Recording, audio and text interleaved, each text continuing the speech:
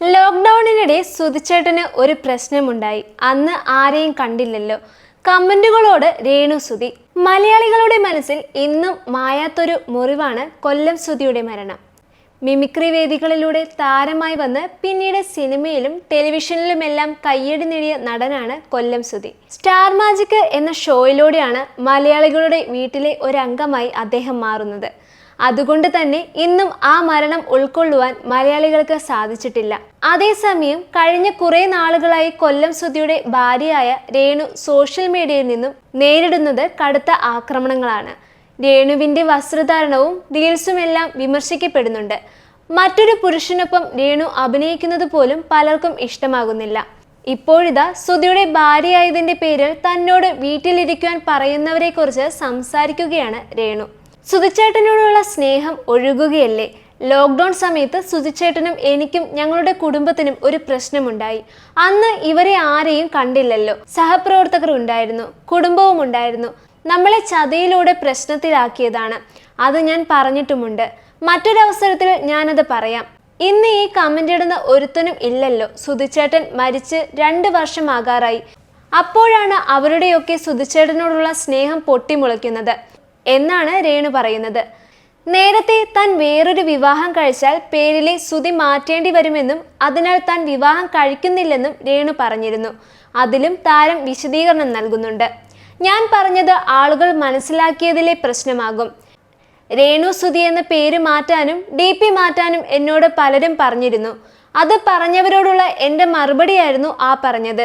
രേണു വേറെ കെട്ടരുതെന്ന് എൻ്റെ വീട്ടുകാർ എപ്പോഴും പറയും. ഞാൻ കെട്ടില്ല, കാരണം സുധി എന്ന വ്യക്തിത്വം എന്നിൽ നിന്നും അകലും.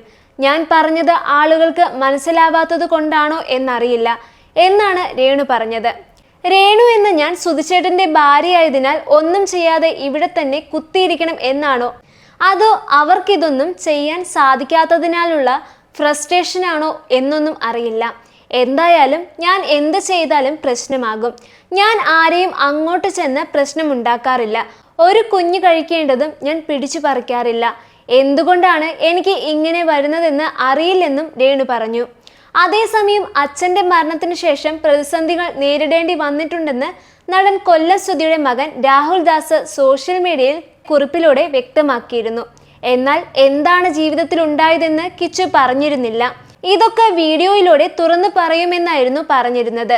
ഒരു യൂട്യൂബ് ചാനലിന് നൽകിയ അഭിമുഖത്തിൽ കിച്ചു പറഞ്ഞ കാര്യങ്ങളാണ് സോഷ്യൽ മീഡിയയിൽ വൈറലായിക്കൊണ്ടിരിക്കുന്നത്.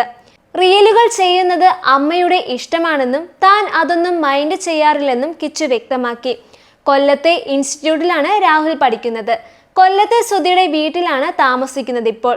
ഇടയ്ക്ക് രേണുവിനടുത്തേക്ക് പോകാറുണ്ടെന്ന് രാഹുൽ വ്യക്തമാക്കി. ആദ്യം കണ്ട സമയത്ത് ചേച്ചി എന്നായിരുന്നു വിളിച്ചിരുന്നത്. പിന്നീട് അമ്മയെ പോലെയായി. അച്ഛൻ്റെ മരണശേഷം അമ്മയുമായി ഗ്യാപ്പൊന്നും ഫീൽ ചെയ്തിട്ടില്ല. അമ്മയെ ഇടയ്ക്കിടയ്ക്ക് വിളിക്കാറുണ്ട്. വിളിക്കുമ്പോഴൊക്കെ അനിയൻ എന്നോട് എപ്പോഴാണ് വരുന്നതെന്ന് ചോദിക്കാറുമുണ്ട്. ഇടയ്ക്ക് പോകും, കാണും, തിരിച്ചു വരും. ഞാൻ വീട്ടിൽ ചെല്ലുമ്പോൾ മിക്കപ്പോഴും നല്ല കറികളൊക്കെ കാണും. അച്ഛനെ മിസ് ചെയ്യുന്നതായി തോന്നാറില്ല. ചെറുപ്പം മുതലേ അച്ഛൻ ഷൂട്ടിലൊക്കെ ആയിരിക്കുമല്ലോ. അച്ഛൻ എല്ലാം എത്തിക്കുമായിരുന്നു. പിന്നെ എന്തൊക്കെ ഉണ്ടെന്ന് പറഞ്ഞാലും അച്ഛനാകില്ലല്ലോ. അമ്മ പോക്കറ്റ് മണിയൊക്കെ അയച്ചു തരാറുണ്ട്. വലിയ പൈസയൊന്നും ചോദിക്കാറില്ല. ഞാൻ മുൻപും പറഞ്ഞിട്ടുണ്ട്, അമ്മ വിവാഹം കഴിക്കുകയാണെങ്കിൽ അമ്മയുടെ ഇഷ്ടം, അതിൽ ഒരു അഭിപ്രായവുമില്ല. അമ്മയ്ക്ക് അമ്മയുടേതായ ഒരു ലൈഫ് ഉണ്ടല്ലോ. അമ്മയ്ക്ക് അങ്ങനെ ഒരു ഇഷ്ടമുണ്ട്. ഒറ്റയ്ക്ക് നിൽക്കുവാൻ വയ്യെന്നാണെങ്കിൽ പോണതിന് കുഴപ്പമില്ല. ഞാൻ അതിനൊരു എതിരായി നിൽക്കുകയൊന്നുമില്ല. പുതിയ വീട്ടിൽ ഇടയ്ക്ക് പോയി 2 ദിവസമൊക്കെ നിൽക്കും. ദീർഘനാൾ ഒന്നിച്ച് അവിടെ നിന്നിട്ടില്ല. അച്ഛന് വലിയൊരു ആഗ്രഹമായിരുന്നു വീടെന്നത്. അച്ഛനുണ്ടായിരുന്നെങ്കിൽ ചിലപ്പോൾ പഠിക്കാൻ പുറത്തോട്ട് വിട്ടേനെ. എനിക്ക് പുറത്തുപോയി പഠിക്കാനായിരുന്നു ആഗ്രഹം. അച്ഛനോടും അത് പറഞ്ഞിരുന്നു. പിന്നെ പഠിച്ചിട്ടാണെങ്കിലും പുറത്തു പോകാമല്ലോ. ജോലി സെറ്റ് ചെയ്യണം. സ്വന്തമായ ജോലിയൊക്കെ ഉണ്ടായാൽ ഋതുക്കുട്ടനെ നോക്കാനൊക്കെ പറ്റും. അമ്മയ്ക്കെതിരെ ബോഡി ഷേമിംഗ് ഉണ്ടാകുന്നത് പോലെ ആ ടൈമിൽ എനിക്കെതിരെയും കുറെ വന്നു. ഞാൻ നേരത്തെ നല്ല വണ്ണം വെച്ചിട്ടായിരുന്നു. ആ സമയത്താണ് എനിക്കെതിരെ വന്നത്. ഞാൻ അത് കേട്ട് ശീലമായി. അതൊന്നും മൈൻഡ് ചെയ്യാറേയില്ല.